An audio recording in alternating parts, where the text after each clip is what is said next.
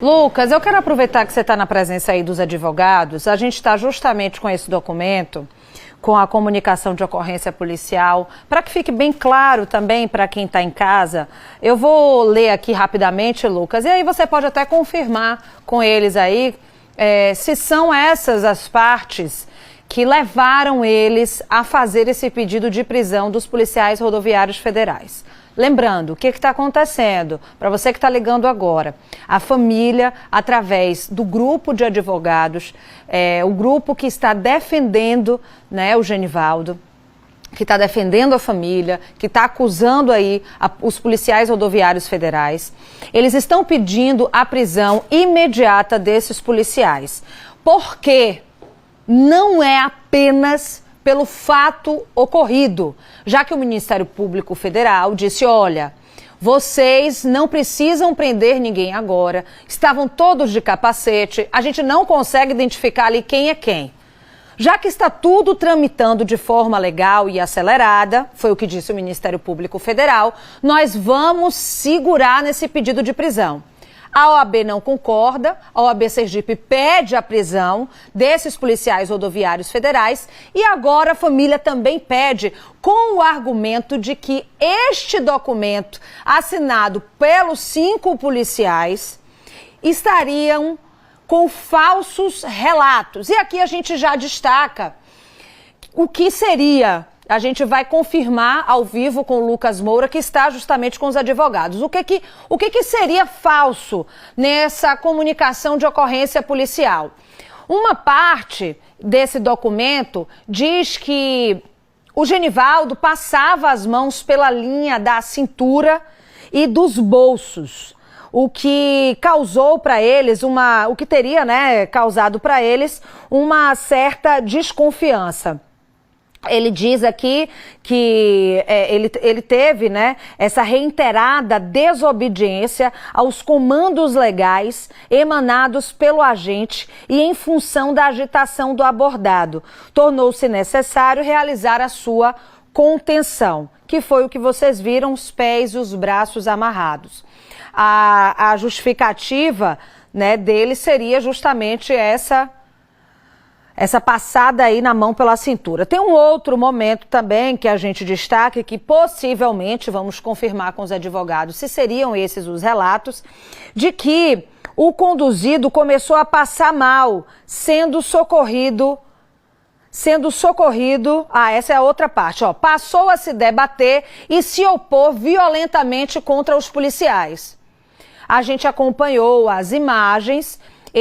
O Genivaldo tem uma certa resistência de fato, né, aos comandos dados pelos policiais, mas a gente não, vamos voltar no outro ainda, mas a gente ainda não tem como dizer que seria um ato de violência, mas aqui está claro na comunicação assinada pelos policiais que passou a se debater e se opor violentamente contra os policiais.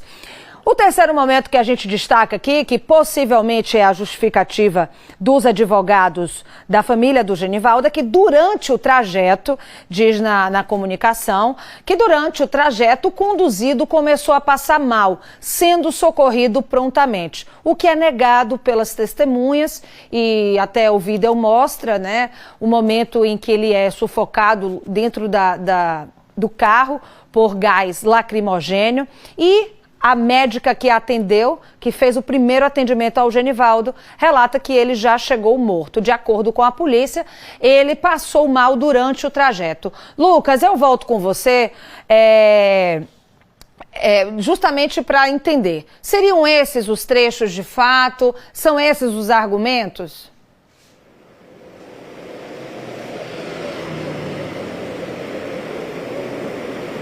Mariana, eu vou passar para eles aqui, eles não conseguiram te ouvir, especialmente porque aqui em frente à Polícia Federal, nós estamos na Avenida Augusto Franco, o barulho dos carros ele é muito grande, mas eu vou passar para eles aqui o seguinte, a Mariana faz no estúdio, destaca trechos desse termo de ocorrência que foi dado pelos policiais, desse primeiro depoimento, desse primeiro relato que os policiais deram aqui na Polícia Federal, que foi utilizado por vocês como base para a solicitação da prisão.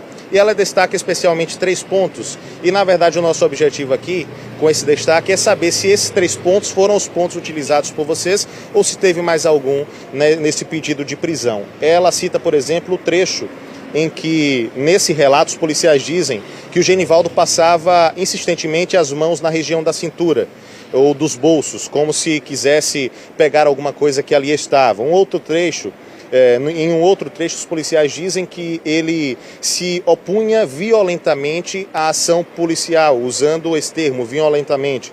E em outro trecho, eles dizem que depois que o transporte do Genivaldo começou a ser feito, ele teria passado mal e foi imediatamente levado à unidade hospitalar. E o laudo médico, na verdade a médica que atendeu o Genivaldo, disse que ele já chegou lá sem vida. São trechos que, para a gente que está acompanhando, mostram e denotam uma aparente incoerência em relação ao que os policiais teriam dito e ao que mostram as imagens e ao que é dito, inclusive, por algumas testemunhas, a exemplo da médica que atendeu o Genivaldo, né, ou ele já sem vida no hospital naquele dia. Nós queremos saber o seguinte: esses trechos estão dentro desse documento, vocês utilizaram esses trechos como base e existem alguns outros trechos que vocês possam citar para a gente também? Lucas, ainda que fosse verdade as alegações dos policiais na ocorrência, não haveria justificativa para a ação deles, ainda que fosse verdade. Mas esses trechos foram tratados sim. Os vídeos, principalmente o vídeo da abordagem inicial, ele é muito claro ao demonstrar que Genivaldo não esboçou qualquer reação, não teve reação por parte dele. Então essa é a primeira contradição. Eles disseram que ele passava a mão na cintura, como você frisou aqui, não houve. Na verdade, ele já estava rendido, com as mãos entrelaçadas para cima, quando então um dos policiais, eu não consigo nominá-lo agora, ele colocou o spray de pimenta no rosto. A reação de Genivaldo é tão somente instintiva, de passar a mão no rosto e tirar o spray. No momento que ele faz isso, o policial que está contendo ele puxa ele para trás, como se estivesse querendo demonstrar que ele estava reagindo, mas ele não estava.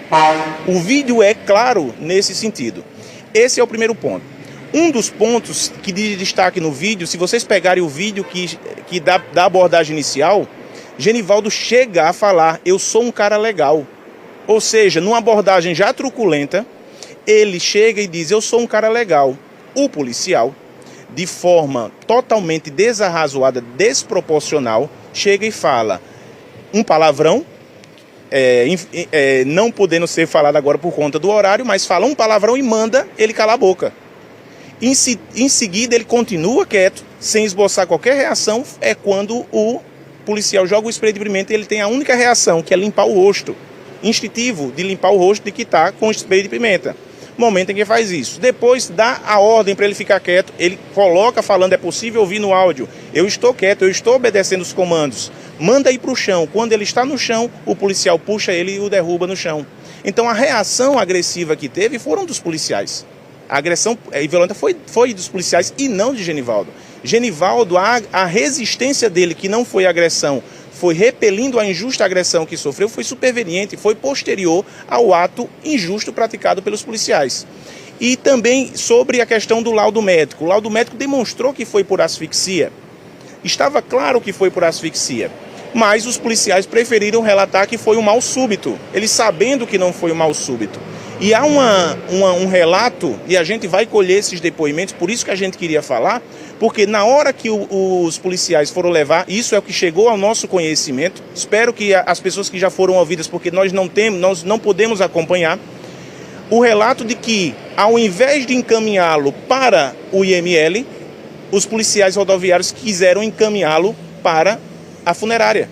Ou seja, qual o interesse de não, se é uma morte violenta, por que não encaminhá-lo para o IML? Esse é um detalhe novo, interessante, a gente ainda não tinha conhecimento, então houve um interesse por parte dos policiais de, naquele momento em que foi constatada a morte dele, levá-lo direto para a funerária e não para o IML? preciso ser aqui justo e falar que esse é o fato que chegou ao nosso conhecimento.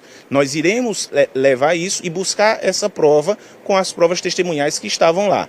Mas a informação que chega para a gente é que houve essa situação. Os policiais rodoviários federais não queriam levá-lo para a delegacia. Foi quando um ente da família ligou e conseguiu a interrupção. Quando a informação que chegou para a gente, que o delegado de polícia, responsável por atender o caso, entrou em contato com o IML e buscou, e foi lá buscar o corpo para a perícia. Tá? Então essa informação é muito preciosa, muito importante para demonstrar que houve, desde o início, uma fraude processual demonstrando uma verdade que não existiu. E mais uma vez a gente reforça, só para encerrar, que, claro, esses fatos justificam o pedido de prisão. Claro, esse foi a motivação, porque não se trata de clamor público propriamente dito. Se trata de fatos em que demonstram que houve, sim, uma manipulação dos fatos para proteger. Somado a isso também, é preciso esclarecer que a nota seguinte da PRF foi chancelando a conduta dos policiais. Ora, chancelou uma conduta sem qualquer apuração, mas agora querem total respeito à apuração quando se há uma demonstração clara que os policiais agiram com truculência e não o contrário. E a pergunta que eu faço no meu requerimento é a seguinte: se fosse o contrário, se fosse Genivaldo que tivesse atentado contra a vida dos agentes policiais, será que ele estaria tendo o mesmo tratamento que tem do MPF e da autoridade policial, ou ele já estaria preso preventivamente? É uma boa pergunta. Mariana, eu acho que está mais do que claro, estamos à disposição. Qualquer outra questão, nós estamos aqui. Obrigada, Lucas.